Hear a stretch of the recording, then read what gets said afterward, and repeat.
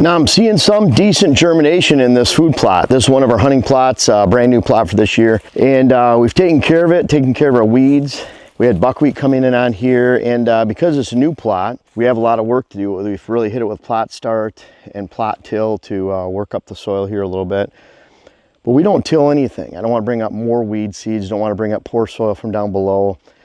And we have a lot of good topsoil on this top right here, so it's a work in progress. But also with food plotting, especially when you get into August, is my favorite time to plant. But at the same time, the water and the amount of moisture and rain keeps decreasing during this time of year. It'll start increasing September and October. So always when we plant this time of year, it's the best time to plant, but we need timely rains.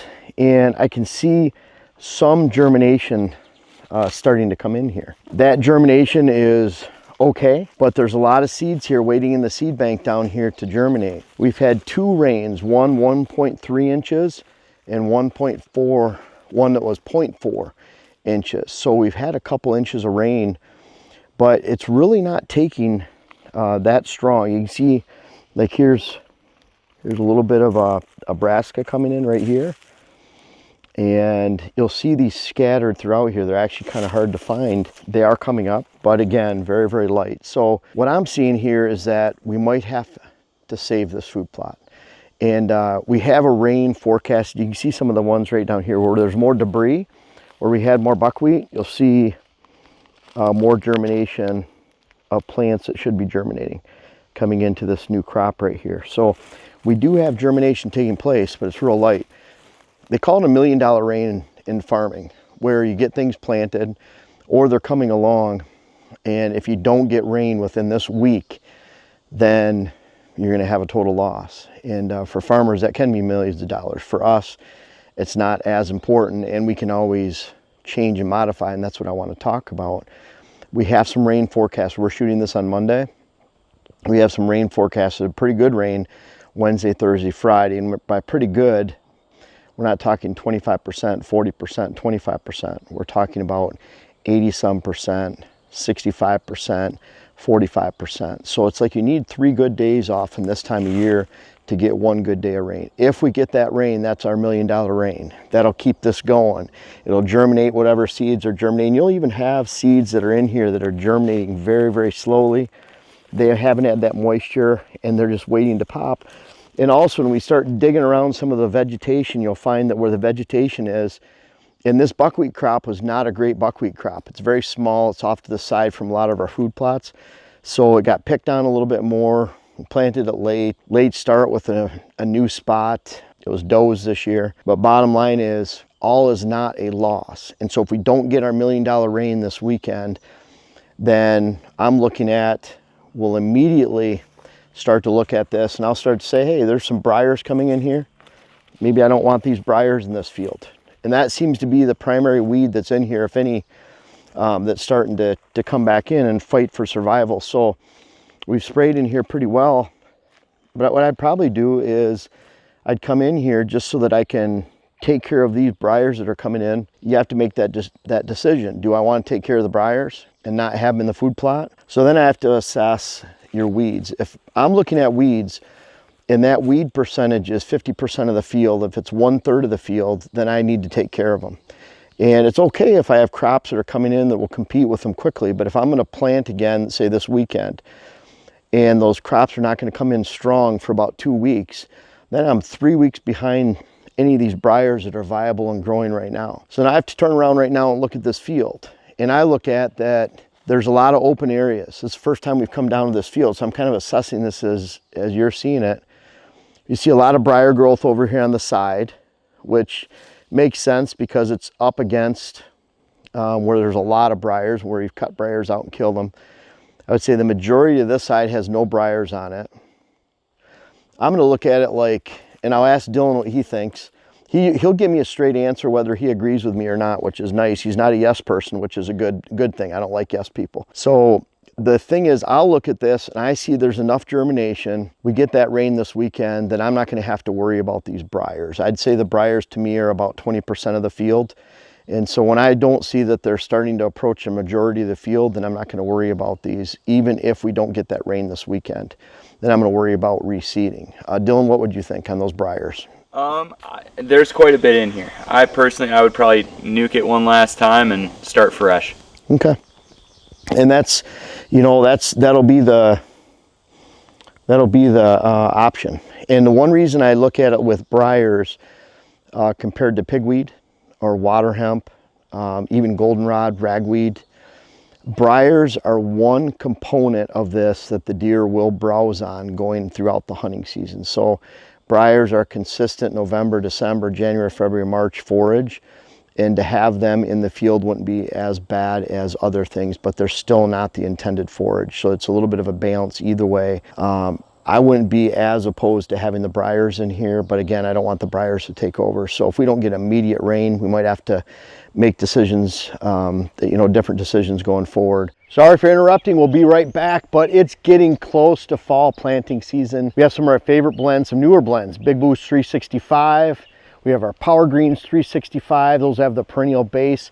We're actually planting some of that here, Big Boost, Fall Power Greens, those are some of our favorites, our all-time sellers. We're actually taking this strip of clover right here, we're gonna make that a perennial back up there. We're gonna terminate this buckwheat, we'll plant into it in the coming weeks, and then we're gonna hunt right behind me. Mock scrape right there, we're all set up. I hope you are too.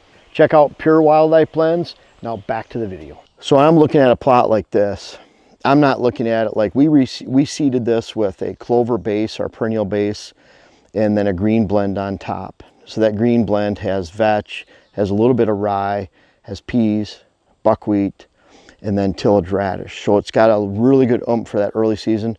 We plan to layer this with rye anyways later in September. So I'm looking at this, what can I get growing at least something here that grows pretty fast? So we're starting to approach, it's mid-August right now, and I'm looking at it like we're starting to get towards around here, the end of our window for brassica. At the same time, in a hunting plot like this, it's a standalone, and I want all the same thing planted on one side or on the entire plot. It's too narrow, it's too long, I don't want to split it in half. So I want all the same thing. If I put brassica here, then brassica is more of a later food. They won't have as much to eat early. So we're entering the window where it's not a good brassica time, especially when you get into the third week of August. And we already have that tillage radish going. Now, tillage radish is the fastest growing brassica. It's the fastest growing brassica, part of the member of the brassica family. So it can germinate fast. So if I'm gonna plant anything, it'd be tillage radish. So if I was gonna overseed this with something, let's say we don't get this rain this weekend, I'm looking at this a week from now, 10 days from now, and I'm thinking, you know what? We have rain coming, tillage radish germinates very fast, and it grows very fast. And so it's short maturity. It's 45 days, 60 day, as opposed to up to 80 or 90 days for some of the other brassicas. So tillage radish would be something I'd want to put in here. And then I started thinking, well, what else grows fast? You're like, well, we have our tundra oats. It's a cold hardy oat, and our tundra peas are a cold hardy pea. Peas are very, very resilient to lack of rain. In fact, we had bad drought last year during August and September, and peas that we put down actually germinated this spring, which are a welcome addition to the field, especially when you have a clover as a base. It's like a legume, so deer really like it. The oats will grow really fast. We can throw it on the bare soil, germinate with some decent rain, tillage radish and oats. So what I would look at would be the peas, tillage radish, oats. And in this case, since we're getting later in the season, we're getting more towards end of September. At that time, we'd talk about replanting.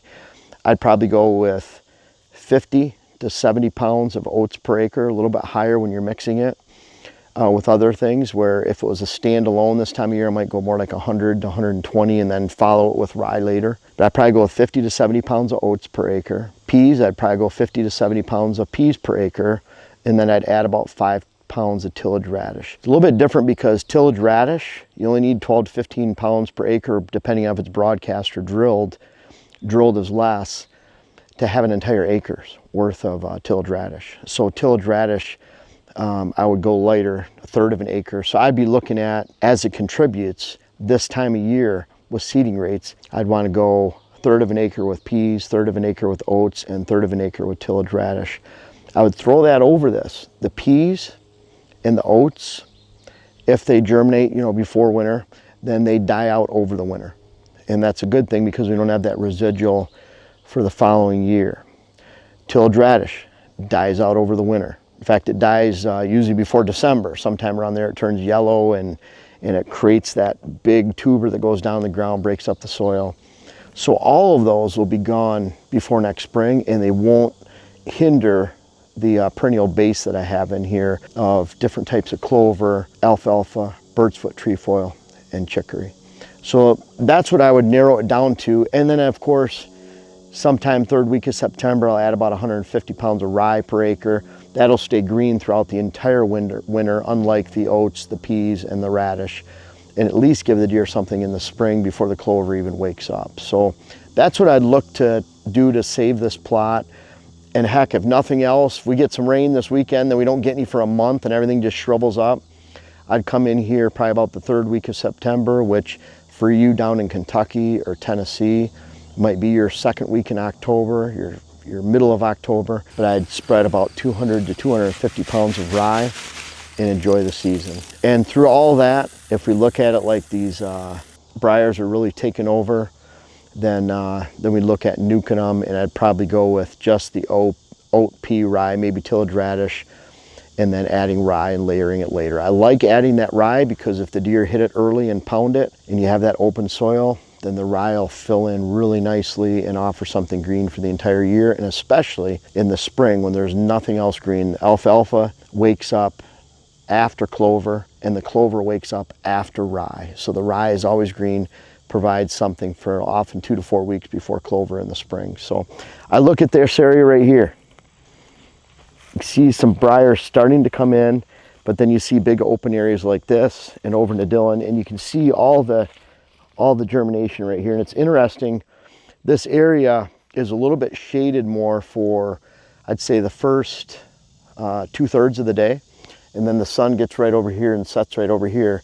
So until that time, this is shaded. That keeps moisture on the ground, and it keeps it from getting baked out. And I don't think it's any surprise that this is one of our best germination areas in this location, where when you get back over to here on this hillside where it's being baked in the sun right now, there's hardly any germination in front of our reveal trail camera right here. So we'll keep watching it with the reveal. I keep hoping when we get that rain, we'll start seeing more green meaning not these briars. So what do you think, Dylan? You want me to give you the spot sprayer? Yep. You can come in here and spot spray all of them out. It'll be done pretty quick. We can make this happen. Yeah.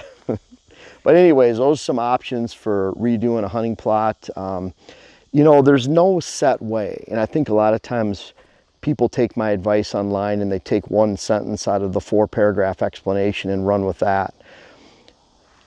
You know, peas, oats, tillage radish might be not the solution in your area. Heck, rye might not be even the solution in your area. But it is in this case, and I hope if you understand the variables of this, why that works, explanation of the seeds. But there's a lot of different ways to skin a cat, especially when it comes to saving food plots. Rye would probably be the #1 way later in the season.